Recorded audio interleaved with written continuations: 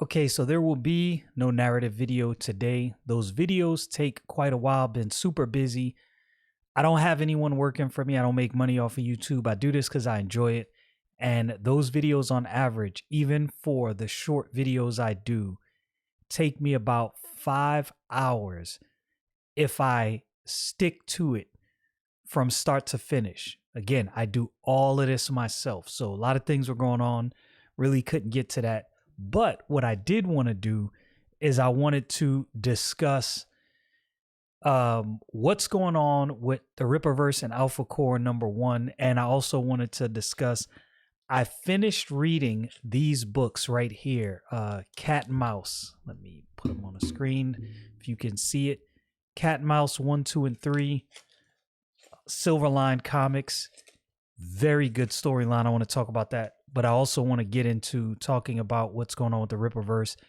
Alphacore #1 is at, as a matter of fact, let's just go over to it. Alphacore #1 is at $1 million in, I believe, 2 weeks. It took it to get there. Now, some of the other books, ISOM 1 and 2, I believe got to 1 million faster, but I could be mistaken. Still 2 months to go on this campaign. I think it's doing well.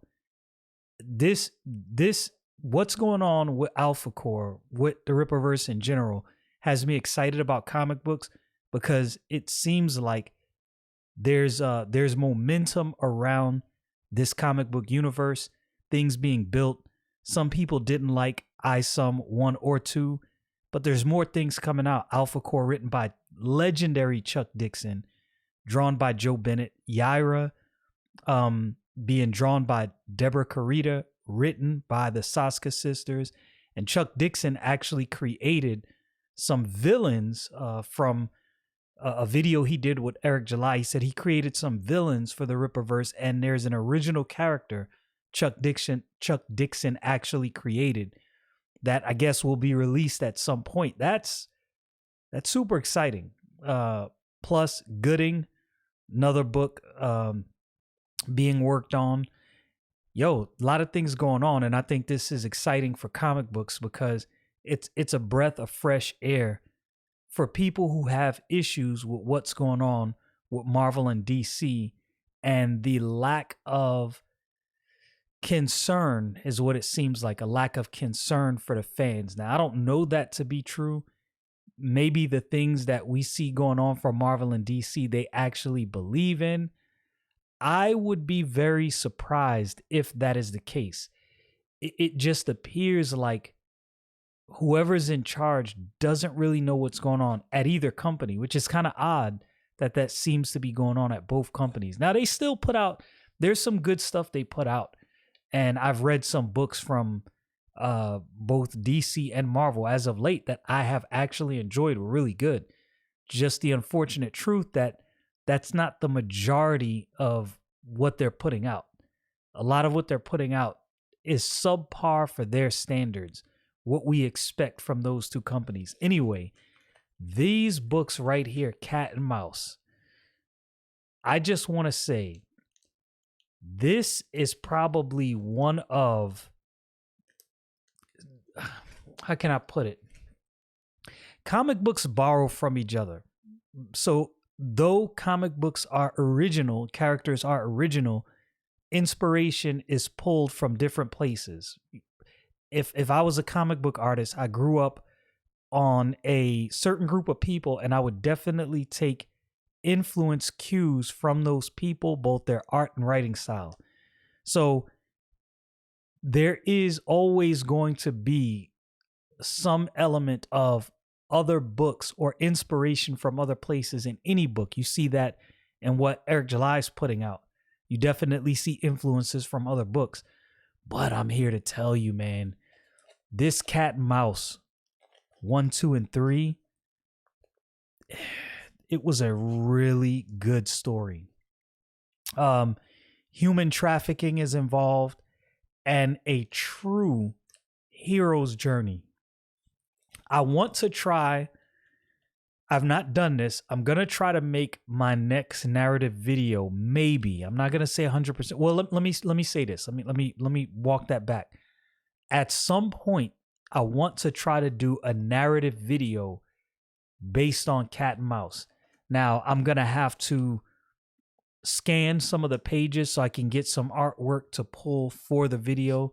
So I plan on doing that, hopefully, Lord willing, at some point. But I think people would be well served by checking out Silverline Comics.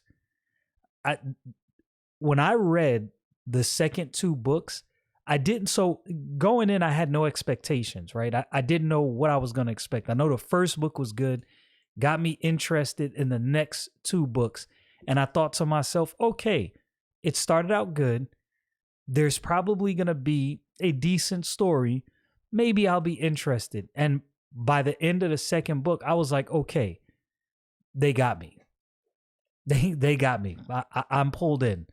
I'm ready to get book number 4 and see what happens next.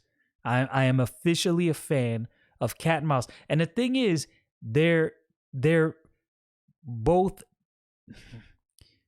simple and complex books, if that makes sense. I think some comic books have made the process overcomplicated. And I'll tell you, for that reason, I definitely see where some people take issue with ISOM 1 and 2. It's because there's elements of simplicity that some modern comic books are missing, but that you find in ISOM 1 and 2. But we've been preconditioned for these overly complex stories. Now, I'm not saying that a story has to be dry and static. I have no problem with dynamic stories that shift and move and parts change. I'm good with that. But when you remove the simplicity of the enjoyment of reading comic books, when you construct the story in such a way that everything flies over your head, and you have to know, 35, 40, 50 years of comic book lore in order to understand something, that's a problem. From my interview with Mr. Roland Mann of Silverline Comics, I found out that Cat and Mouse are actually not new characters. He created these characters years ago. But when I read these books, at no point did I feel like I missed out on something or I had to go back years to get the backstory on what was going on with the characters. It felt standalone, like you could know absolutely nothing about the characters. I could have probably picked up book 2 and still been fine. I could have picked up book 3 and still been fine. To me, this is the mark of good writing.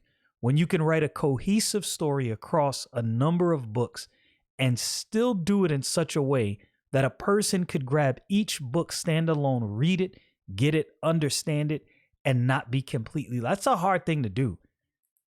Kudos to Roland Mann and his writing style, his ability to convey a story accurately, his ability to get you involved and invested in a character.